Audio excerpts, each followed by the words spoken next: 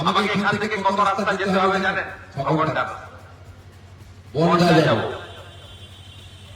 ঠাকুর হরিচাঁদ ঠাকুর গুরুচাঁদ ঠাকুরের মতুয়া সম্মেলন আছে। আসল পরিবর্তন আনতে হবে।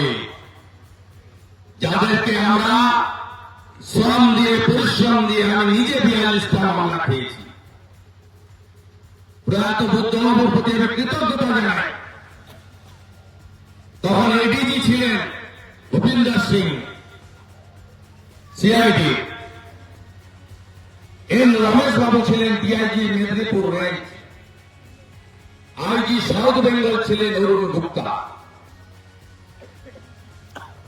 বুদ্ধবাবু 2008-এর পঞ্চায়েত নির্বাচনে পূর্ব মেদিনীপুরে প্রচারে এসেছিলেন। পয়সাতলে কাঠের বাড়িটাতে এগরার বাড়ি হয়েছে, রাত্রি যাপন করেছিলেন হলদিয়া ভবনে। তার কাছে বলা হয়েছিল যে লক্ষ্মণবাবুর নাম চার্জশিট থেকে বাদ দিতে হবে, তখন সিপিএম রাজত্ব।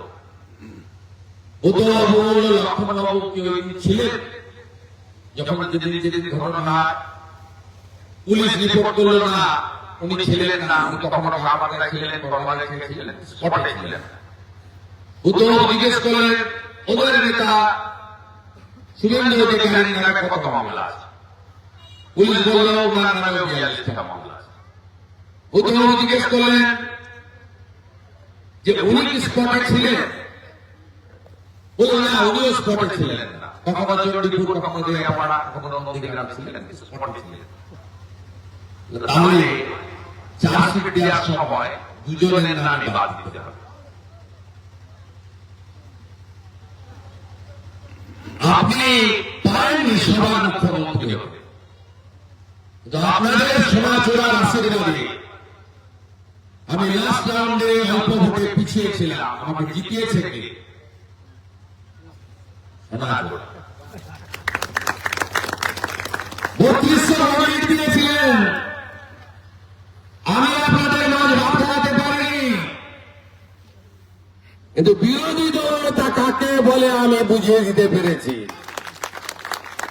আমি আশা করি আমার আত্মীয়রা আমার সাথে থাকবেন, এ সম্পর্ক চিরদিনের।